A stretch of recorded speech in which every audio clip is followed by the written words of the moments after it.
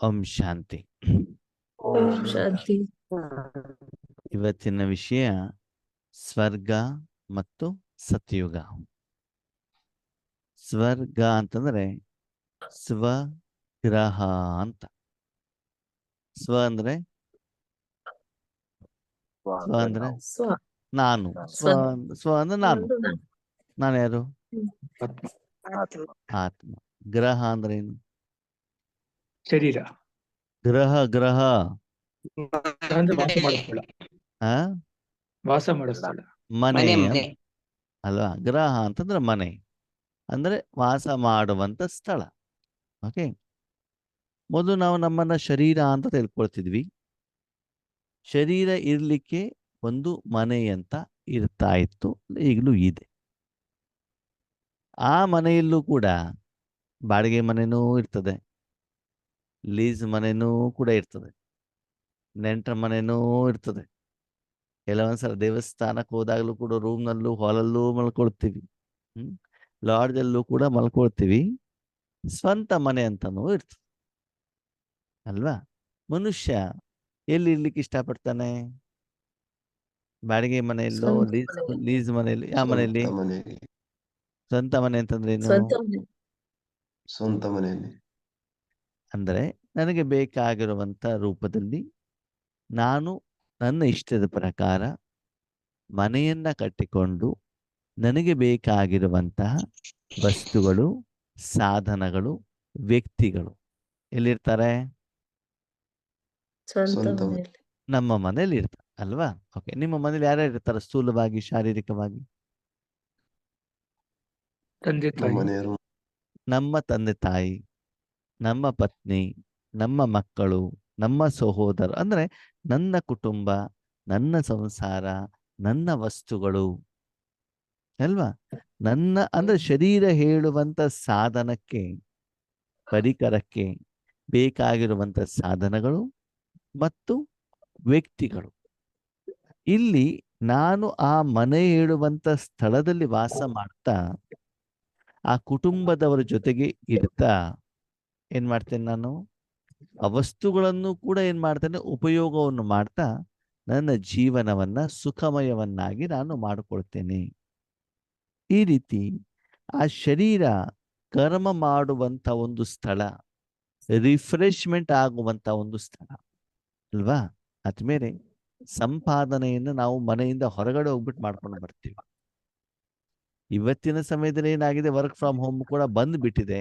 ಅದೇ ಹೆಚ್ಚಿನ ರೂಪದಲ್ಲಿ ಏನಾಗತ್ತೆ ಅಂತಂದ್ರೆ ಸಂಪಾದನೆ ಹೇಳುವಂಥದ್ದನ್ನ ನಾವು ಹೊರಗಡೆ ಹೋಗ್ಬಿಟ್ಟು ಮಾಡ್ಕೊಂಡು ಬರ್ತೀವಿ. ಮತ್ತು ಅದೇ ಶರೀರವನ್ನ ಸ್ವಚ್ಛ ಮಾಡಿಸೋದೆಲ್ಲಿ? ಮನೆಯಲ್ಲಿ. ವಿಶ್ರಾಂತಿ ಕೊಡೋದೆಲ್ಲಿ? ಮನೆಯಲ್ಲಿ. ಆಹಾರ ಕೊಡೋದೆಲ್ಲಿ? ಮನೆಯಲ್ಲಿ. ಆರೋಗ್ಯ ಸರಿ ಇಲ್ಲ, ಹಾಗಾದ್ರೆ ಸರಿ ಮಾಡೋದೆಲ್ಲಿ? ಅಲ್ವಾ? ಶರೀರ ಹೇಳುವಂತ ಸಾಧನಕ್ಕೆ ಏನು ಶಕ್ತಿಯನ್ನು ತುಂಬುವಂಥದ್ದಾಗ್ಲಿ, ಸ್ವಚ್ಛತೆ ಮಾಡೋದಾಗ್ಲಿ, ವಿಶ್ರಾಂತಿಯನ್ನು ಕೊಡೋದಾಗ್ಲಿ, ಇದೆಲ್ಲಿ? ಮನೆಯಲ್ಲಿ.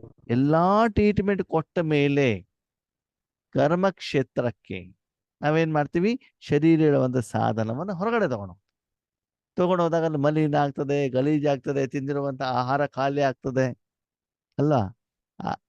ಶರೀರದ ಶಕ್ತಿ ಕಡಿಮೆ ಆಗತ್ತೆ. ಮತ್ತೆ ವಾಪಸ್ ಮನೆಗೆ ಬಂದ್ಬಿಟ್ಟು ಏನ್ ಮಾಡ್ತೀವಿ? ಮತ್ತೆ ವಾಪಸ್ ಅದನ್ನ ರಿಫ್ರೆಶ್ಮೆಂಟ್ ಅನ್ನ ಮಾಡ್ತೀವಿ. ಇದು ಸ್ವರ್ಗ ಗ್ರಹ.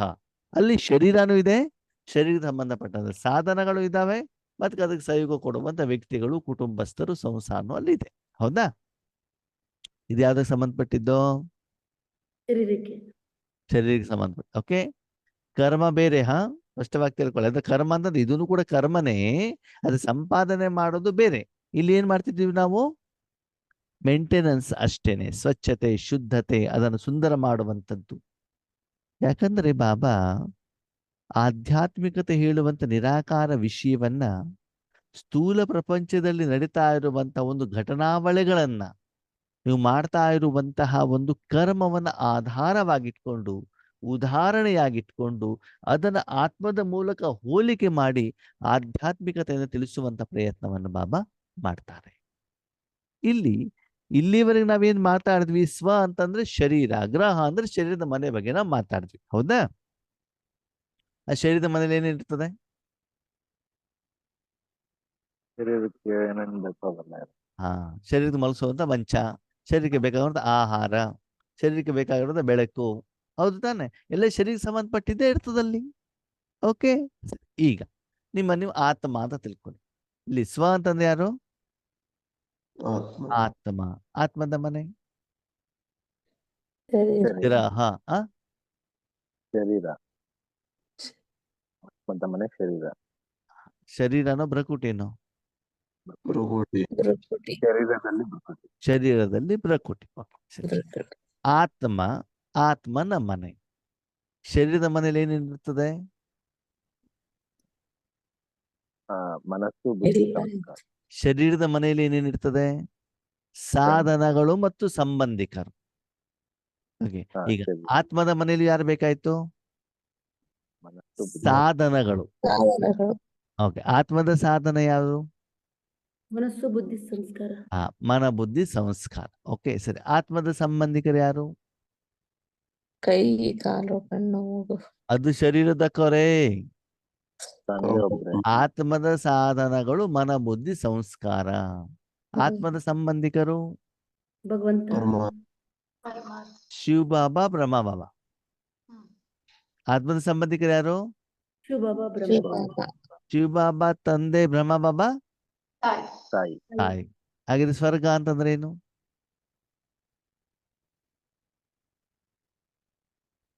ಸ್ವರ್ಗ ಅಂತಂದ್ರೆ ಏನು? ತಂದೆ ತಾಯಿ ಇರೋ ಜಾಗ. ನಾನು ಆತ್ಮ, ನಾನಿರುವಂತ ಸ್ಥಳದಲ್ಲಿ ನನ್ನ ಮನಬುದ್ಧಿ ಸಂಸ್ಕಾರ ಹೇಳುವಂತ ಸಾಧನದ ಮೂಲಕ ನನ್ನ ಮನಬುದ್ಧಿಯನ್ನು ಶಿವಬಾಬಾ ಬ್ರಹ್ಮಬಾಬನಲ್ಲಿ ಇಟ್ಟು ಆ ಮೂಲಕ ಮನಬುದ್ಧಿ ಸಂಸ್ಕಾರ ಸಹಿತ ಆತ್ಮಕ್ಕೆ ಟ್ರೀಟ್ಮೆಂಟ್ ಕೊಡುವಂಥದ್ದು. ಸ್ವಚ್ಛತೆ ಇರ್ಬೋದು, ಶುದ್ಧತೆ ಇರ್ಬೋದು, ಪವಿತ್ರತೆ ಇರ್ಬೋದು, ಶಕ್ತಿ ಕೊಡುವಂಥದ್ದು ಇರ್ಬೋದು, ವಿಶೇಷತೆ ಇರ್ಬೋದು, ಚಾರ್ಜಿಂಗ್ ಇರ್ಬೋದು, ಏನೇ ಇರ್ಬೋದು. ಯಾವುದಕ್ಕೆ? ಆತ್ಮಕ್ಕೆ ಸಂಬಂಧಪಟ್ಟಂತ ರಿಫ್ರೆಶ್ಮೆಂಟ್, ಕ್ಲೀನಿಂಗ್ನೆಸ್, ವಿಶ್ರಾಂತಿ, ಶಕ್ತಿ ತುಂಬುವಂತ ಕಾಯಕ. ಅವಾಗ ಅಲ್ಲಿ ಯಾರ್ಯಾರು ಇರ್ತಾರೆ? ನಿಮ್ಮ ಶರೀರದ ಮನೆಯಲ್ಲಿ ಪಕ್ಕದ ಮನೆಯವರು ಇರ್ತಾರೋ ಇರಲ್ವೋ? ಇರಲ್ಲ. ಬೇರೆ ಜಾತಿಯವರು ಧರ್ಮದವರು ಇರ್ತಾರೋ ಇರಲ್ವೋ? ಇರಲ್ಲ. ನಿಮ್ಮ ಮನೆಯಲ್ಲಿ ಇಲಿ ಜರ್ಲೆಗಳಿಗೆ ಇರ್ಲಿಕ್ಕೆ ಅವಕಾಶ ಕೊಡ್ತಿರೋ ಕೊಡಲ್ವೋ? ಇಲ್ಲ. ಬಂದಾಗ ಏನ್ ಮಾಡ್ತೀರಿ? ಆಚೆ ಓಡಿಸ್ತೀರಿ. ಓಡಿಸ್ತಿರ್ತಾನೆ. ಹಾಗೆ ಇಲ್ಲಿ ಭಗವಂತ ಹೇಳ್ತಾರೆ, ಸ್ವರ್ಗ ಅಂತಂದ್ರೆ ಏನು? ಆತ್ಮ ತನ್ನ ಮನೆಯಲ್ಲಿ ಮನಬುದ್ಧಿ ಸಂಸ್ಕಾರದ ಜೊತೆಗೆ ಮಾತ್ರ ಇದ್ದು ಏನ್ ಮಾಡ್ಬೇಕು?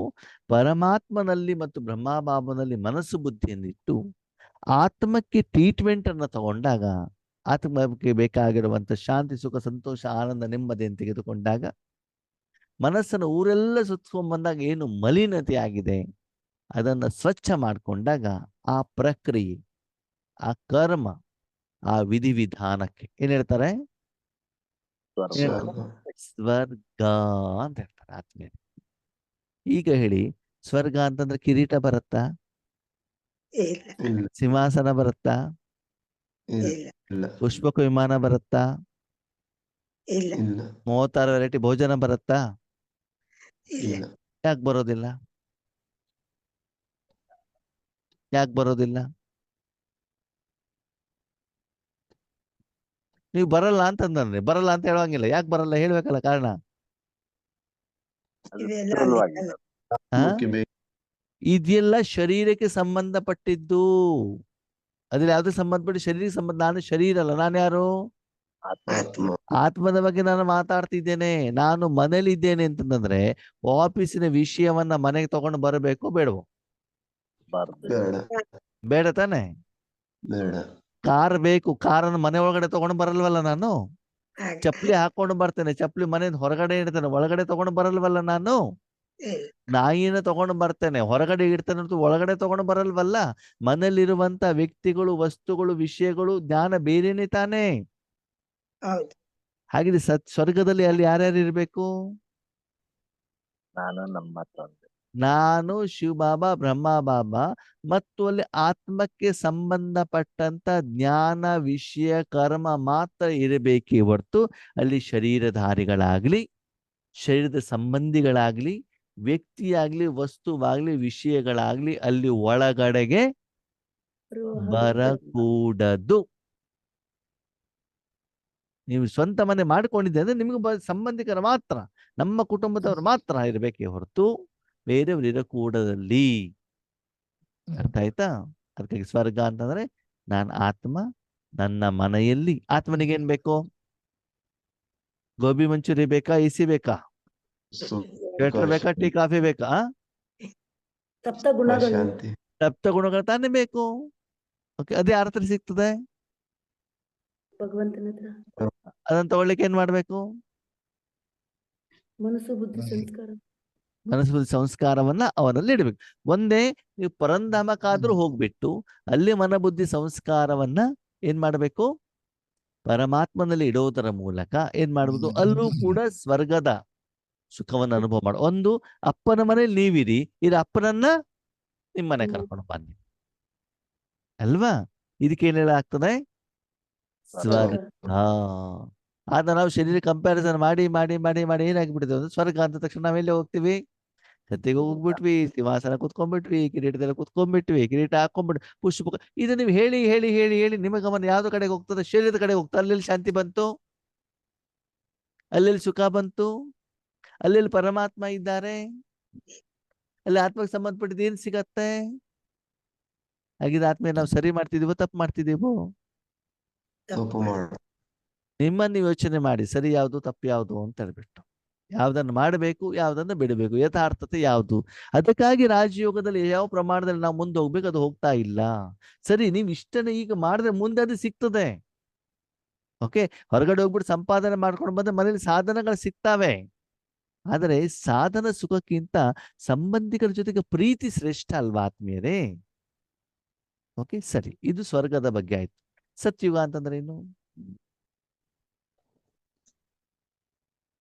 ಓಕೆ, ಯುಗ ಅಂತಂದ್ರೆ ಏನು?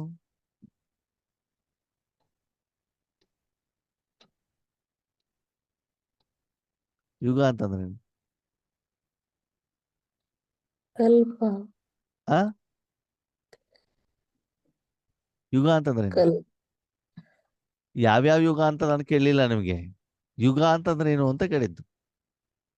ಯಾಕಂದ್ರೆ ನಾವು ಒಂದು ವಿಷಯವನ್ನ ಚರ್ಚೆ ಮಾಡ್ತೀವಿ ಅಂತಂದ್ರೆ ಪ್ರತಿಯೊಂದು ಶಬ್ದವನ್ನ ಸ್ಪಷ್ಟವಾಗಿ ಅರಿತುಕೊಳ್ಳುವಂತ ಪ್ರಯತ್ನವನ್ನ ಮಾಡ್ಬೇಕಾಗ್ತದೆ. ಕಾಲ ಸಮಯ ಅಲ್ವಾ? ಯುಗ ಅಂತಂದ್ರೆ ಹೊಸ ಶಕೆ, ಆರಂಭ ಅಂತ, ಹೊಸದು. ನಾವೇನ್ ಹೇಳ್ತೀವಿ? ನರೇಂದ್ರ ಮೋದಿ ಅವರ ಯುಗ ಸ್ಟಾರ್ಟ್ ಆಯ್ತಪ್ಪ ಅಂದೇನು? ಏನರ್ಥ? ಅವ್ರ ಪ್ರೈಮ್ ಮಿನಿಸ್ಟರ್ಶಿಪ್ ಸ್ಟಾರ್ಟ್ ಆಯ್ತು ಅಂತ. ಇವ್ರದೊಂದು ಹೊಸ ಯುಗ ಸ್ಟಾರ್ಟ್ ಆಯ್ತು. ಯಾವ ಯುಗ? ಮದುವೆ ಆಯ್ತು ಅಂದ್ಮೇಲೆ ಹೊಸ ಯುಗ ಸ್ಟಾರ್ಟ್ ಆಯ್ತು ಅಲ್ವಾ? ನೋಡಿ, ಆತ್ಮ ಶರೀರ ಪ್ರವೇಶ ಮಾಡಿದ್ಮೇಲೆ ಒಂದು ಯುಗ. ಓಕೆ, ಈ ಪ್ರಪಂಚಕ್ಕೆ ಬಂದ್ಮೇಲೆ ಹೊಸ ಯುಗ, ಸ್ಕೂಲಿಗೆ ಸ್ಟಾರ್ಟ್ ಆದ್ಮೇಲೆ ಹೊಸ ಯುಗ, ಕೆಲ್ಸಕ್ಕೆ ಸ್ಟಾರ್ಟ್ ಆದ್ಮೇಲೆ ಹೊಸ ಯುಗ, ಮದುವೆ ಆದ್ಮೇಲೆ ಒಂದು ಹೊಸ ಯುಗ, ಮಕ್ಕಳಾದ್ಮೇಲೆ ಒಂದು ಹೊಸ ಯುಗ, ರಿಟೈರ್ಮೆಂಟ್ ಆದ್ಮೇಲೆ ಒಂದು ಹೊಸ ಯುಗ, ಅಜ್ಜ ಆದ್ಮೇಲೆ ಒಂದು ಯುಗ, ಹೊಸ ಯುಗ. ಹೀಗೆ ಹೊಸ ಹೊಸ ಯುಗಗಳು ಜೀವನದಲ್ಲಿ ಏನಾಗ್ತಾ ಹೋಗ್ತವೆ? ಆರಂಭ ಆಗತ್ತೆ ತಾನೆ ಅಲ್ವಾ? ಅವಾಗ ಹೊಸ ಯುಗ ಸ್ಟಾರ್ಟ್ ಆದಾಗ ಕೆಲವೊಂದು ಯುಗಗಳು ಏನಾಗ್ತಾ ಹೋಗ್ತವೆ? ಹಿಂದೆ ಸರಿತಾ ಹಿಂದೆ ಸೇರ್ತಾ ಇರ್ತವೆ, ಅದು ಸ್ಟಾಪ್ ಆಗ್ಬಿಡ್ತದೆ. ಈಗ ನಾವು ಜಾಬಿಗೆ ಹೋಗ್ತಾ ಇದ್ದೀವಿ ಅಂತಂದ್ರೆ ಎಜುಕೇಶನ್ ಏನಾಗ್ಬಿಡ್ತದೆ? ಅಲ್ಲಿ ಸ್ಟಾಪ್ ಆಗ್ಬಿಡ್ತದಲ್ವಾ? ನಿಂತು ಬಿಡುತ್ತಲ್ವಾ? ಹಾಗೆ ಇಲ್ಲಿ ಬಾಬಾ ಹೇಳ್ತಾರೆ ಆದ್ಮೇಲೆ ಸತ್ಯಯುಗ ಅಂತಂದ್ರೆ ಏನು?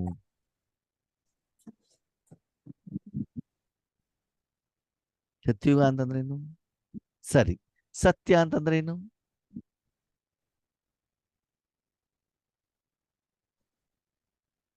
ಸತ್ಯ ಆತ್ಮ. ನಾನು ಆತ್ಮ ಅಂತ ತಿಳಿಯೋದು ಸತ್ಯ, ನಾನು ಶರೀರ ಅಂತ ತಿಳ್ಕೊಳ್ಳೋದು ಸುಳ್ಳು.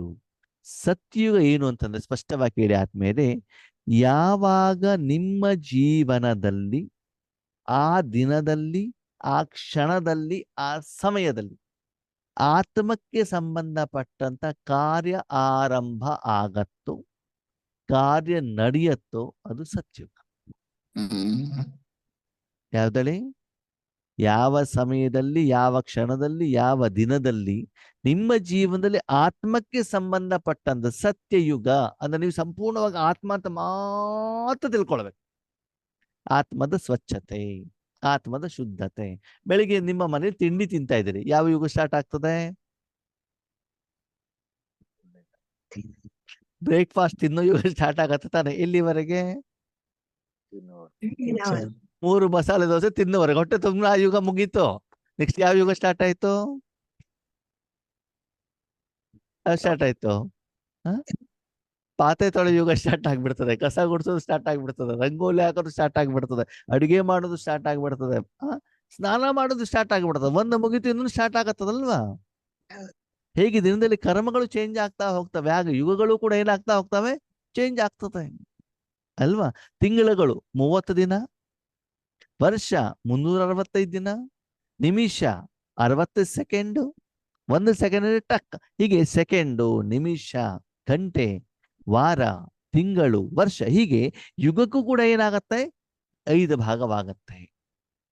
ಹಾಗೆ ಯುಗ ಅಂತಂದ್ರೆ ಏನು ಅಂತಂದ್ರೆ, ಯಾವಾಗ ನಿಮ್ಮ ಜೀವನದಲ್ಲಿ ಆತ್ಮದ ಬಗ್ಗೆ ಗಮನವನ್ನ ಕೊಟ್ಟು, ಆತ್ಮದ ಜ್ಞಾನವನ್ನ ಪಡ್ಕೊಂಡು, ಆತ್ಮಕ್ಕೆ ಸಂಬಂಧಪಟ್ಟಂತ ಕರ್ಮವನ್ನು ಮಾಡಿ, ಆ ಕರ್ಮದ ಫಲವನ್ನ ತೆಗೆದುಕೊಳ್ಳುವಂತ ಒಂದು ಸಾಧನೆಯನ್ನ, ಪುರುಷಾರ್ಥವನ್ನ, ಕರ್ತವ್ಯವನ್ನ, ಸೇವೆಯನ್ನ ಮಾಡ್ತಿರೋ, ಅವಾಗ ನಿಮ್ಮ ಜೀವನದಲ್ಲಿ ಸತ್ಯುಗ ಬರ್ತದೆ. ಆದ್ಮೇಲೆ ನಿಮ್ಗೊಂದು ಪ್ರಶ್ನೆ, ಭಗವಂತ ಸಿಗುವ ಮೊದಲು ನಿಮ್ಮ ಜೀವನದಲ್ಲಿ ಸತ್ಯುಗ ಇತ್ತೋ ಇರ್ಲಿಲ್ವೋ? ಇಲ್ಲ. ಇರ್ಲಿಲ್ಲ. ಪಕ್ಕ ಇರ್ಲಿಲ್ಲ. ಪಕ್ಕ ಪಕ್ಕ ಕಾರಣ? ನಮ್ಮ ಒಂದು ಬಿಹೇವಿಯರ್. ಆತ್ಮನ ಜ್ಞಾನ ಇರಲಿಲ್ಲ. ನಾವ್ ಏನ್ ಮಾಡ್ತಿದ್ವಿ? ಶರೀರಕ್ಕೆ ಮಾಡ್ತಾ ಇದ್ವಿ. ಶಿಕ್ಷಣ ಶರೀರಕ್ಕೆ, ಊಟ ಶರೀರಕ್ಕೆ, ಸ್ನಾನ ಶರೀರಕ್ಕೆ, ಮನೆ ಶರೀರಕ್ಕೆ, ಸಂಪಾದನೆ ಶರೀರಕ್ಕೆ, ಸಂಪಾದನೆ ಫಲ ಯಾವ್ದಕ್ಕೆ? ಶರೀರಕ್ಕೆ. ಹಾಗಿದ್ರೆ ಸತ್ಯುಗ ಹೌದೋ ಅಲ್ವೋ? ಅಲ್ಲ. ಅಲ್ಲ. ಅಲ್ಲ. ಯಾಕಂದ್ರೆ ಆತ್ಮಕ್ಕೆ ಬೇಕಾಗಿರೋದ ನೀವೇನು ಮಾಡಿ ಹೊರಟಿ. ಈಗ ಬಾಬನ ಎದುರುಗಡೆನೆ ಹೋಗ್ಬಿಟ್ಟು, ಬಾಬಾ ನನಗೆ 1 ಎಕರೆ ಜಮೀನು ಬೇಕು ಅಂತ ನೀವು ಬಾಬನ ಅಂತ ಕೇಳೋದು, ಸತ್ಯುಗ ಹೌದೋ ಅಲ್ವೋ? ಅಲ್ಲ. ಅಲ್ಲ. ಬಾಬಾ ಇಲ್ವೋ ಜೊತೆಯಲ್ಲಿ? ಇದ್ರೂನು ಅದಲ್ಲ. ಶರೀರಕ್ಕೆ ಅದು. ಆತ್ಮಕ್ಕೆ ಬೇಕಾಗಿರೋದನ್ನ ಕೇಳ್ತಾ ಇಲ್ವಲ್ಲ? ಸತ್ಯುಗ ಅಂದ್ರೆ ಆತ್ಮಕ್ಕೆ ಬೇಕಾಗಿರೋದನ್ನ ಕೇಳಬೇಕೇ ಹೊರತು, ನಿಮ್ಮ ಆತ್ಮದ ಬಗ್ಗೆ ಇರ್ಬೋದು, ಬೇರೆ ಆತ್ಮದ ಬಗ್ಗೆ ಇರ್ಬೋದು, ಅಥವಾ ಶಾಂತಿ, ಸುಖ, ಸಂತೋಷ, ಆನಂದ, ನೆಮ್ಮದಿ ಅದು ಇದ್ದಾಗ ಮಾತ್ರ ಅದು ಸತ್ಯಯುಗ. ಈಗ ಭಗವಂತನ ಪ್ರಶ್ನೆ, ಮಕ್ಕಳೇ, ನೀವು ಎಷ್ಟು ಸಮಯ ಸತ್ಯಯುಗದಲ್ಲಿದ್ದೀರಿ, ಎಷ್ಟು ಸಮಯ ಕಲಿಯುಗದಲ್ಲಿದ್ದೀರಿ, ಚೆಕ್ ಮಾಡ್ಕೊಳ್ಳಿ. ಅಂದರೆ ನಾನು ಆತ್ಮ ನನ್ನ ಮನೆಯಲ್ಲಿ ಸೇರಿಕೊಂಡು ಅಲ್ಲಿ ಸತ್ಯಯುಗಕ್ಕೆ ಸಂಬಂಧಪಟ್ಟಂತ ಕರ್ಮವನ್ನ ನಾನು ಮಾಡಬೇಕು. ನಾನು ಯಾರು? ಆತ್ಮ. ಕರ್ಮ ಮಾಡ್ಲಿಕ್ಕೆ ಒಂದು ಸ್ಥಳ ಬೇಕಲ್ಲ, ಯಾವ್ದದು? ಬ್ರಕೂಟಿ. ಅಲ್ಲಿ ಏನ್ ಕೆಲಸವನ್ನ ಮಾಡ್ಬೇಕು? ಮನ ಬುದ್ಧಿಯನ್ನು ಎಲ್ಲಿ ಇಡಬೇಕು? ಪರಮಾತ್ಮನಲ್ಲಿ ಇಡಬೇಕು. ಯಾವಾಗ ಇಟ್ಟ ಮೇಲೆ ಅಲ್ಲಿ ಶಾಂತಿ, ಸುಖ, ಸಂತೋಷ, ಆನಂದ, ನೆಮ್ಮದಿ ಅನುಭವ ಆಗಿ ಸ್ಟಾರ್ಟ್ ಆಯ್ತು, ಅವಾಗ ಏನಾಗ್ತದೆ? ಸತ್ಯುಗ ಪ್ರಾರಂಭ start.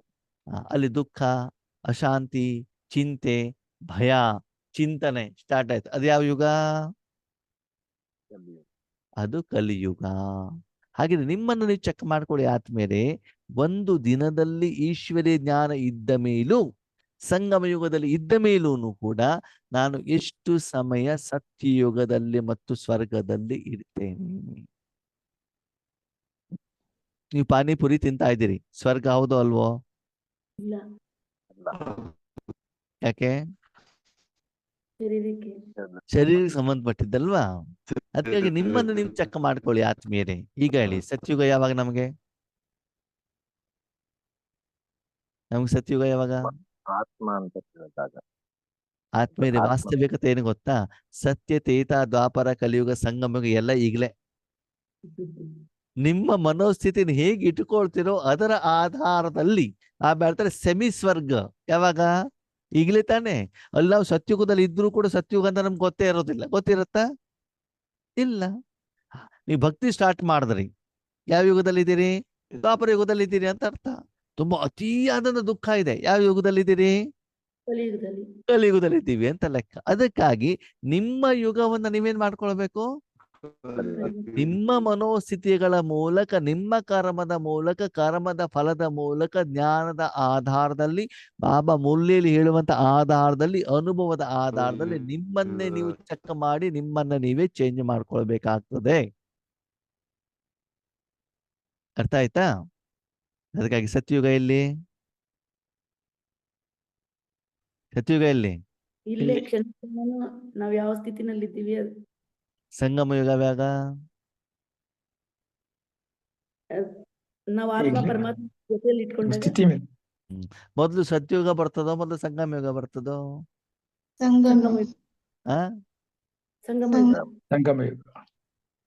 ಸಂಗಮ ಯುಗ ಆದ್ಮೇಲೆ ಸತ್ಯುಗ ಬರ್ತದೆ. ಯಾಕೆ ಗೊತ್ತಾ? ನೀವು ಪರಮಾತ್ಮ ಜೊತೆ ಸಂಗಮ ಆದಾಗ್ಲೇ ತನ್ನಲ್ಲಿ ವಿಕರ್ಮ ವಿನಾಶ ಆಗೋದು. ವಿಕರ್ಮನೇ ವಿನಾಶ ಆಗಿಲ್ಲ ಅಂದ್ರೆ ಶಾಂತಿ ಎಲ್ಲಿಂದ ಬರ್ತದೆ? ಅಲ್ವಾ? ನಾವು ಮನೆಗೆ ಬಂದಾಗ ಫಸ್ಟ್ ಮಾಡೋ ಕೆಲಸ ಏನು ಅಂತಂದ್ರೆ ಶರೀರ ಮತ್ತು ಬಟ್ಟೆಯನ್ನು ಕ್ಲೀನ್ ಮಾಡೋದು, ಹೌದಾ? ಆಮೇಲೆ ತಾನೇ ಊಟ ತಿಂಡಿ ನಿದ್ರೆ ಎಲ್ಲ ಆಮೇಲೆ ಮಾಡುತ್ತಾನೆ. ಅದಕ್ಕೆ ಬಾಬಾ ಹೇಳ್ತಾರೆ ಪೈಲಿ ಸ್ಥಾಪನಾ, ಉಸ್ಕೆ ಬಾದ್ ವಿನಾಶ್, ಉಸ್ಕೆ ಬಾದ್ ಪಾಲನಾ ಅಂತ ಹೇಳ್ತಾರೆ ಬಾಬಾ, ಅಲ್ವಾ? ಮೊದಲು ನೀವು ಅಲ್ಲಿಗೆ ಹೋಗ್ಬೇಕು, ಇಲ್ಲಿಗೆ ಪರಮಾತ್ಮನ ಹತ್ರ. ಅಲ್ಲಿ ವಿಕರ್ಮವನ್ನ ವಿನಾಶ ಮಾಡ್ಕೊಳ್ಬೇಕು. ಇವತ್ತು ಕೂಡ ಬಾಬಾ ಮುರಳಿ ಹೇಳಿದ್ರು, ಎಷ್ಟು ಬುದ್ಧಿ ಕ್ಲೀನ್ ಆಗತ್ತೋ ಅಷ್ಟು ನೀವೇನಾಗ್ತೀರಿ? ದೇವತಾ ಆಗ್ತೀರಿ ಅಂತ ಹೇಳಿದ್ರು ಬಾಬಾ, ಅಲ್ವಾ?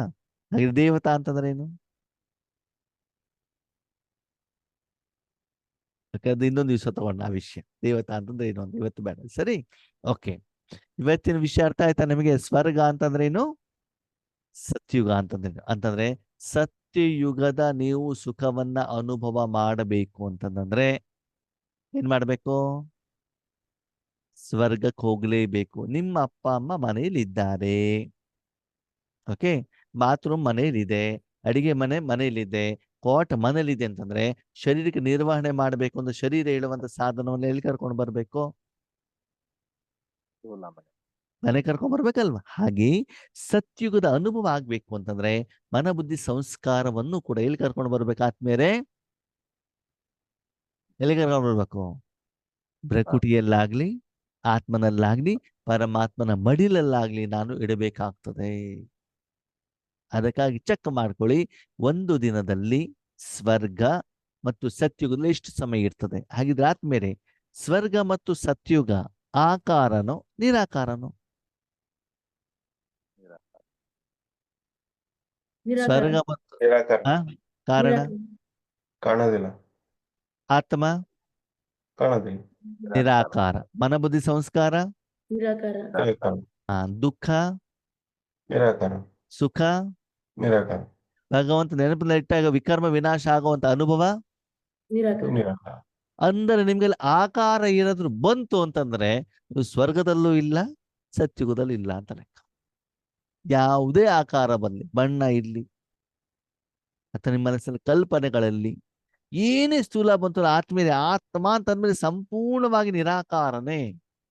ಅದಕ್ಕಾಗಿ ಬಾಬಾ ಹೇಳ್ತಾರೆ, ನಾವು ಸಾಕಾರದಲ್ಲಿ ಬಂದು ಬಂದು ಬಂದು ನಿರಾಕಾರದಲ್ಲಿ ಹೋಗ್ತಾ ಇಲ್ಲ. ನಿಧಾನಕ್ಕೆ ಸಾಧನವನ್ನು ಬಿಡ್ತಾ ಬಿಡ್ತಾ ಬಿಡ್ತಾ ನಾವೆಲ್ಲಿ ಹೋಗ್ಬೇಕು?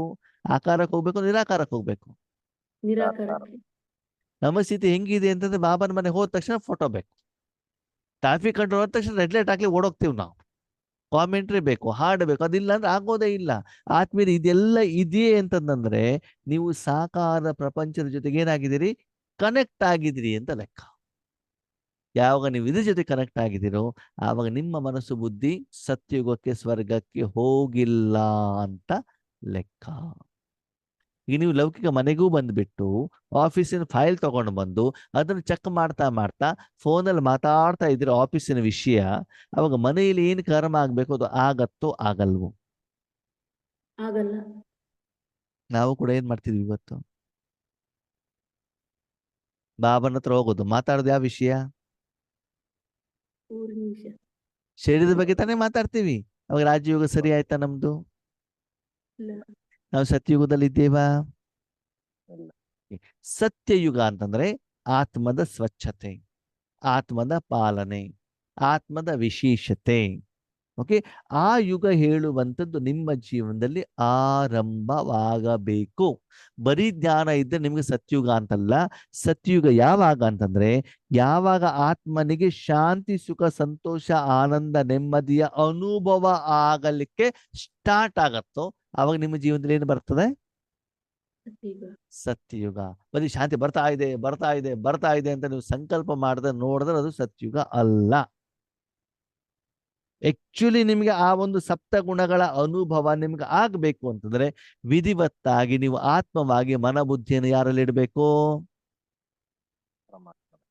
ನಿಮಗೊಂದು ಪ್ರಶ್ನೆ, ಉದ್ದಿನ ವಡ ಸಾಂಬಾರು ನೋಡ್ತಾ ಇದ್ರೆ ಇಷ್ಟ ಆಗತ್ತೋ ಆಗಲ್ವೋ? ಪೇಪರ್ನಲ್ಲಿ ಅಡ್ವರ್ಟೈಸ್ಮೆಂಟ್ ಬಂದಿದೆ. ಯಾವುದು ಯಾವುದು ಸನ್ ಪ್ಯೂರ್ ಆಯಿಲ್ ಉದ್ದಿನ ವಡದ ಫೋಟೋ ಇದೆ, ಅದನ್ನ ನೋಡ್ತಾ ಇದ್ರೆ ಖುಷಿ ಆಗತ್ತೋ ಆಗಲ್ವೋ? ತಿಂದಂಗ ಆಗತ್ತೋ ಆಗಲ್ವೋ? ಇಂದ- ಅನುಭವ ಆಗತ್ತೋ ಆಗಲ್ವೋ? ಏನು ಫೋಟೋದಲ್ಲಿರೋ ಉದ್ದಿನ ವಡ ನೋಡಿದ್ರೆ ತಿಂದಿದ ಅನುಭವ ಆಗತ್ತಾ? ತಿಂದಾಗ ತಿಂದಾಗ ಆ ತಿಂದಾಗ ತಿಂದಾಗ ಸರಿ, ಬರೀ ಮುದ್ದಿನ ವಡ ಮಾಡ್ಬಿಟ್ಟು ಎದೆಗಡೆಗೆ ಇಟ್ಟಿದ್ದಾರೆ, ನೋಡಿದ್ರೆ ಆಗಲ್ಲ, ಆಗಲ್ಲ. ಏನ್ ಮಾಡ್ಬೇಕು?